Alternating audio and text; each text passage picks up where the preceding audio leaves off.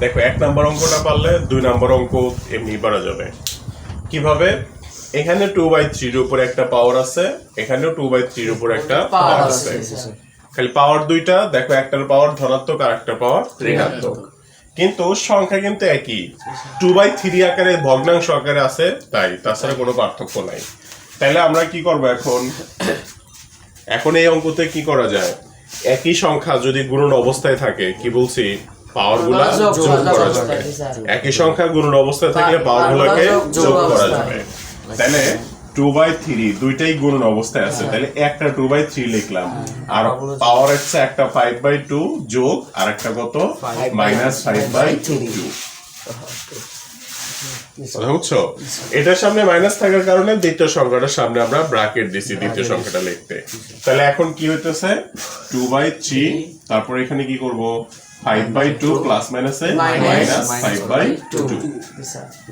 তাহলে দেখো 5/2 -5/2, তাহলে এমনিতে কি 0 হয়ে যাচ্ছে, কারণ 5/2 থেকে 5/2 বাদ দিলে 0 হয়ে যাবে। এখানে যদি প্লাস থাকতো তাহলে আমরা ভগ্নাংশের যোগ করে দিতাম।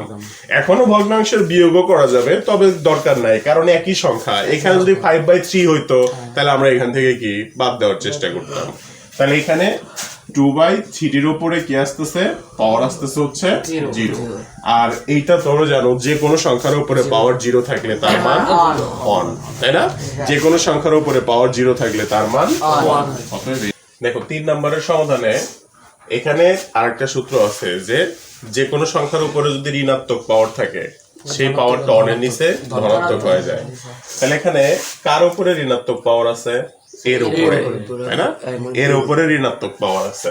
অতএব এখানে কি করব, দেখো 2 যা আছে তাই, কারণ 2 আর কি অবস্থায় আছে, গুণ অবস্থায়। তাহলে এর উপরে ঋণাত্মক পাওয়ার আছে, এটা কি হলো, অনের নিচে ধনাত্মক পাওয়ার হয়ে গেল, অনের নিচে এ হয়ে গেল। এরপরে আবার প্লাস 3 আছে গুণন, বি এর উপরে ঋণাত্মক পাওয়ার আছে, অনের নিচে বি হয়ে গেল, তারপরে মাইনাস 1 যা আছে তাই। তাহলে এবার এটাকে গুণ করে দিলে কি হয়ে যায়, 2/2 এটা, কারণ 2 যায় গুণন হবে কার সাথে, 1 এর সাথে। তারপরে প্লাস এখানে কি হবে 3/b, তারপরে কি হবে -1। তাহলে এবার দেখো যে ভেতরে কি অবস্থায় আছে, ভগ্নাংশের যোগ অবস্থায় আছে, তার উপরে আবার কিন্তু পাওয়ার ঋণাত্মক আছে, তাই না? তাহলে আমরা আগে ভেতরে তাহলে যোগটা করে দিয়ে নেই। তাহলে যোগটা করে দিলে এ আর বি লসাগু কি হবে, ab। এ দ্বারা এ বি কে ভাগ করলে এ কেটে যাচ্ছে, থাকছে কেটা বি, বি দ্বারা 2 কে গুণন করলে 2b, আর এখানে কি আছে 3a। তার উপরে আবার কি আছে, ঋণাত্মক পাওয়ার। তাহলে তুমি জানো কারোর উপরে ঋণাত্মক পাওয়ার থাকলে সেটা অন্য নিচে ধনাত্মক পাওয়ার হয়ে যায়।